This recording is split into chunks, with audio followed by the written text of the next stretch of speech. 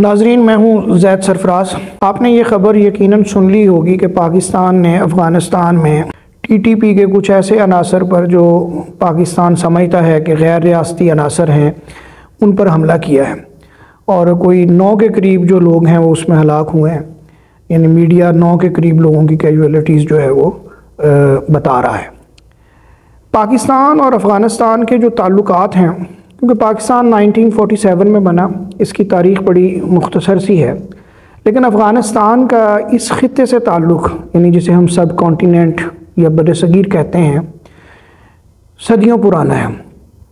बल्कि पहली मुस्लिम हुकूमत बाकायदा जिस आदमी ने बनाई उसका नाम कुतुबुद्दीन ऐबक है और वो अफ़गानिस्तान से महमूद गज़नवी के साथ यहाँ आया था। तो एक बाकायदा मुस्लिम हुकूमत उन लोगों ने बनाई जो कि अफ़गान थे या जिनकी तरबियत जो है वो अफ़गान अशराफिया ने, उस वक्त की अफ़गान अशराफिया ने की थी। तो इस ख़ित्ते से एक हाकमाना ताल्लुक़ हमेशा अफ़गानिस्तान का रहा है। लेकिन उसके बाद जब सब कॉन्टिनेंट के अंदर अंग्रेज़ों की हुकूमत कायम हुई तो अफ़गानिस्तान रूस और बरतानिया के लिए एक बफर ज़ोन के तौर पर सामने आया और इन दोनों रियासतों ने, यानी बरतानिया और रशिया ने, ये एक अंडरस्टैंडिंग की कि ये बफर ज़ोन है, बरतानिया इससे आगे नहीं जाएगा और रूस इससे आगे नहीं आएगा। और जब तक बरतानिया यहाँ रहा ये सियासी सूरत हाल ऐसे ही रही। अंग्रेज़ गए हैं तो उन्होंने विरासत में बहुत से मसाइल छोड़े हैं, जिनमें ख़ास तौर पे ये ड्यूरेंट लाइन जिसे हम कहते हैं, इसका एक बहुत बड़ा मसला है। अफ़गानिस्तान की हुकूमतें हमेशा से क्लेम ये करती रही हैं ड्यूरेंट लाइन जो है ये ज़बरदस्ती की लाइन है, अफ़गानिस्तान का इलाका इससे आगे तक आता है या उसकी जो टेरिटरी है उसको महदूद किया गया है और उसकी टेरिटरी बहुत ज़्यादा बनती थी। तो ये विरासती मसला जो अंग्रेज़ों की हुकूमत से पाकिस्तानियों को मिला, अफ़गानिस्तान के साथ हमेशा नरम गरम और सर्द गरम की कैफियत के साथ चलता रहा। पाकिस्तान बना तो अफ़गानिस्तान में एक बड़ी लिबरल सी हुकूमत थी जो ज़ाहिर शाह की हुकूमत थी। तो उस हुकूमत के साथ जो अफ़गानियों का, पश्तून का जो ताल्लुक़ था वो कम था। अफ़गानिस्तान पे ज़्यादातर जो लोग रहे हैं तालिबान की आमद से पहले तक, इसकी जो पॉलिटिकल एलीट या अशराफिया थी वो अमूमन फ़ारसी बोलने वाले होते थे। तवक्त के 1995 या इसके राउंड अबाउट, इसके करीब करीब तालिबान की हुकूमत अफ़गानिस्तान में कायम हो गई। अच्छा, इस हुकूमत के बाद जब एक कम्युनिस्ट नवाज़ हुकूमत रूस के ताउन से या रूस की मदद से अफ़गानिस्तान में बरसरे इक़्तिदार आई, 2 पार्टियाँ थीं, एक परचम और एक खलक, तो इनकी हुकूमतें वहाँ पर बनती रहीं। इन हुकूमतों के साथ जो ताल्लुक़ था पाकिस्तानी नेशनलिस्टों का, ख़ास तौर पे पश्तून नेशनलिस्ट, वो बड़ा गहरा था। एक तो इनकी ज़ुबान एक थी, कल्चर एक था, उस वजह से भी इनके यहाँ जो दिलचस्पियाँ थीं वो मुश्तरक और कामन थीं। तो आप जानते हैं, आपके इल्म में होगा कि बाचा खान, जिसे सरहदी गांधी कहा जाता है, खान अब्दुल गफ़ार खान साहब, ये कांग्रेस के साथ थे पाकिस्तान बनने से पहले। और जब KPK जो है या उस वक्त का खैबर पख्तूनख्वा पाकिस्तान में शामिल हुआ तो खान अब्दुल गफ़ार खान ने बड़ी कोशिश की कि ये पख्तूनख्वा जो है वो इंडिया का हिस्सा बन जाए, लेकिन तकसीम के अंदर कोई ऐसी सूरत हाल सामने या समझ नहीं आ रही थी। फिर उसने ये कोशिश की कि कम से कम कहीं ये खैबर पख्तूनख्वा या जो उस वक्त का सूबा सरहद है ये एक आज़ाद हैसियत से सामने है। लेकिन अंग्रेज़ों ने और दूसरे जो इसके स्टेक होल्डर थे वो ज़ाहिर है उन्होंने तस्लीम नहीं किया। तो खान अब्दुल गफ़ार खान की जो हमदर्दियाँ हैं वो बहुत ज़्यादा रही हैं अफ़गानिस्तान के साथ, एक मुश्तरक कल्चर होने की वजह से। मरहूम खान अब्दुल गफ़ार खान की कब्र भी और उनका जनाजा भी अफ़गानिस्तान में हुआ। तो ये जो पख्तून नेशनलिस्ट थे, जिसमें कम्युनिस्ट, नीम कम्युनिस्ट लोग या इस आइडियालॉजी से मुत्तफ़िक लोग, ये तो कहा करते थे कि हम वहाँ से अफ़गानिस्तान से एक इनकलाब आएगा, पाकिस्तान भी उस इनकलाब की लपेट में आ जाएगा। लेकिन ना अफ़गानिस्तान में इनकलाब सस्टेन कर सका और पाकिस्तान में तो इनकलाब की दूर दूर तक कोई शक्ल या तस्वीर सामने आ ही नहीं सकी। तो जब भट्टो साहब ने इन नेशनलिस्टों पे ऑपरेशन शुरू किया बलूचिस्तान में, तो जो KP गवर्नमेंट थी वो ख़त्म कर दी गई और ये लोग जो हैं अफ़गानिस्तान चले गए। और ज़िया इरा के अंदर भी ये अफ़गानिस्तान में रहे, ख़ास तौर पे अजमल खटक और ये लोग जो हैं वहाँ से अपनी सियासी एक्टिविटीज़ करते थे, या इन्होंने सियासी पनाह जो है वो काबुल में ली हुई थी। और पाकिस्तान को या पाकिस्तानी अशराफिया को या पाकिस्तानी स्टेट को हमेशा से ये लगता था कि ये जो अलहदगी पसंद अनासर हैं, जिनमें ख़ास तौर पे एक पख्तून एलिमेंट है, और उस तरफ काबुल में बैठा एक तरह का रोशन ख्याल या अपने बज़ाम ख़ुद तरक्की पसंद असर थे या कम्युनिस्ट जो थे, उनके साथ इनके ताल्लुकात पाकिस्तान की सालमियत के लिए ख़तरनाक हैं। और इस दौरान रशिया जो है वो अफ़गानिस्तान आ गया। अब अमेरिका को ज़ाहिर है ज़रूरत थी कि वहाँ उसके ख़िलाफ़, रशिया के ख़िलाफ़ लड़ा जाए, तो पाकिस्तान और अमेरिका ने मिलकर वहाँ पे एक जहाद के हवाले से माहौल बनाया, और उसमें मजहबी लोग जो हैं वो सामने आए। वो लड़ते रहे और रशिया जो है वो उसको शिकस्त हुई और रशियन वापस चले गए।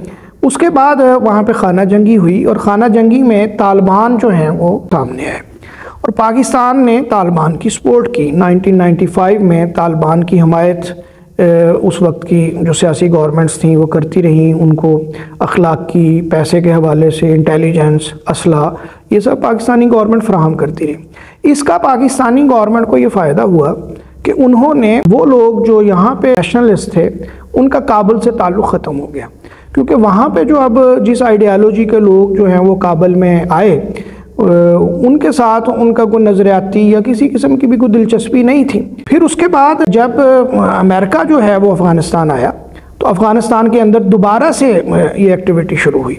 आपको याद होगा कि हुसैन हक्कानी वहाँ था और इंडियन सफारत खानों के साथ मिल के ये जो पश्तून तहफ़्फ़ुज़ मूवमेंट है, इन लोगों की वहाँ पे मुलाकातें होती थी। लेकिन जैसे ही अमेरिका वहाँ पे गया और तालिबान की हुकूमत दोबारा आई, तो इनके राब्ते जो हैं वो उनसे ख़त्म हो गए। तो पाकिस्तान ये हमेशा से चाहता है कि वहाँ पे कोई एक ऐसी हुकूमत रहे जो कम अज़ कम इन अलहदगी पसंद अनासर को, जो पाकिस्तान में गाहे बगाहे जिसका इजहार होता रहता है और जिसका कोई एक तरह का कल्चरल ताल्लुक़ भी अफ़गानिस्तान से है, उनके साथ उनका राब्ता कट जाए। और इस वजह से पाकिस्तान ने अफ़गानिस्तान के साथ जो बेरहमी का मामला किया है, ज़ाहिर है रियासतों के साथ जो मामलात होते हैं उसमें ज़ाहिर अफ़गान पीपल्स जो हैं उन्होंने सफ़र भी किया है, उनको मसाइल भी दरपेश आए हैं, लेकिन पाकिस्तान ने इससे बहुत ज़्यादा गेन किया है कि वो अब आप देखें कि काबुल में जो इस वक्त हुकूमत कायम है, वो जिस किस्म की नज़रियाती या जिस किस्म की वो सियासी सोच रखती है, उसके साथ कम अज़ कम ये हमारे यहाँ के नेशनलिस्ट जो पख्तून नेशनलिस्ट हैं वो तो नहीं चल सकते। लिहाजा ये किस्सा ही पाकिस्तान ने तमाम कर दिया।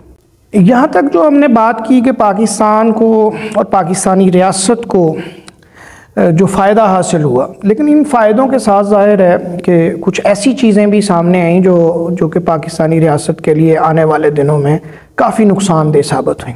ख़ास तौर पे जो शरफ इरा के अंदर TTP का फिनोमिना जो है वो सामने आया, जिसे तहरीक तालिबान पाकिस्तान कहते थे। इनकी कुछ आइडियालॉजिकल और कुछ नज़रियाती चीज़ें जो हैं वो ज़ाहिर है कि अफ़गान तालिबान के साथ की हम आहंगी थी। तो इन लोगों ने पाकिस्तान के अंदर शरिया का या शरीयत के नफाज का नारा लगाया, और उस बेल्ट से जिसे हम कबायली इलाका जात कहते हैं, इन कबायली इलाका जात और अफ़गानिस्तान के अंदर जो बॉर्डर के साथ साथ एरियाज़ हैं वहाँ पे ये लोग चले गए, और वहाँ से ये पाकिस्तान के अंदर कार्रवाइयाँ करते थे। पाकिस्तान में जो दहशतगर्दी जो है या होने वाले जो हमले हैं, उनकी ये तहरीकें जो हैं वो ज़िम्मेदारी भी कबूल करती थी। पाकिस्तान को जहाँ पे ये फ़ायदा हुआ कि उसके वो अनासर जो कौम परस्त थे उनकी काबुल में जगह ख़त्म हो गई, लेकिन काबुल के ही ताउन से जो लोग थे वो पाकिस्तान के लिए एक दर्द सर बन गए। अब पाकिस्तान जो है वो अभी जो इसने हमला किया है अफ़गानिस्तान के अंदर, पाकिस्तान ने, ये उन्हीं ग्रोहों में से एक ग्रोह जो है हाफ़िज़ गुल बहादुर का जिसे कहा जाता है, उसके कैंप पे हमला किया गया है। जहाँ तक ये नज़र आता है इसमें ना 2-3 चीज़ें बड़ी वाज़ेह हैं ख़ित्ते के अंदर। इसको अगर आप कनेक्ट करें, पिछले दिनों ईरान का पहले पाकिस्तान पे अटैक, फिर उसके बाद पाकिस्तान का ईरान पे अटैक, और अब पाकिस्तान का अफ़गानिस्तान पे अटैक, ये एक तरह की ये चीज़ भी सामने नज़र आती है इससे कि ख़ित्ते के अंदर जो है वो लग रहा है कि ये तीनों हुकूमतें एक पेज पे भी नज़र आ रही हैं किसी तरह, कि ये ऐसे गैर रियासती अनासर जो काबुल के हाथ में नहीं हैं, या तेहरान के हाथ में नहीं है या पाकिस्तान के हाथ में नहीं है। वो ये हुकूमतें उस पर ख़ामोशी इख्तियार करके दूसरे को ये मौका दे रही हैं कि चलें आप ख़त्म कर लें, ये हमारे इख्तियार में तो नहीं है, ताकि एक तीर से दो शिकार हो जाएं। क्योंकि आने वाले दिनों में ज़ाहिर ईरान, पाकिस्तान और अफ़गानिस्तान जो हैं वो एक चाइना के साथ मिलके एक ट्रेड की सूरत में, और रूस की जो आज़ाद रियासतें जो रूस से आज़ाद हुई हैं उस तक एक ट्रेड लेके जाना भी चाहते हैं। एक तज्ज़िया तो ये भी किया जा सकता है या बादी नज़र में ये नज़र आता है। लेकिन दूसरी चीज़ बहुत ज़्यादा अहम है कि ये ड्यूरन लाइन जो है ना अफ़गानिस्तान बॉर्डर की, जिसको अभी वहाँ पे बाड़ भी लगाई है पाकिस्तान ने उन्हीं दिनों में जब अमेरिका वहाँ था, तो इस बॉर्डर से स्मगलिंग और पाकिस्तानी मईशत को बहुत ज़्यादा नुकसान पहुँचता है, क्योंकि दोनों तरफ लोग रहते हैं, उनकी आपस में रिश्तेदारियाँ भी हैं। तो चीज़ें फिर पाकिस्तान के अंदर, क्योंकि एक ज़रई मुल्क है अफ़गानिस्तान, बहरहाल एक ज़रई मुल्क नहीं है, वहाँ की जो करोड़ों की आबादी है उसकी ज़रूरियात ज़िंदगी पूरी करने के लिए यहाँ से चीज़ें जाती हैं, और डॉलर्स की स्मगलिंग और इस तरह की चीज़ें और ऑयल वगैरह, ये सारे मसाइल इस बॉर्डर के साथ थे।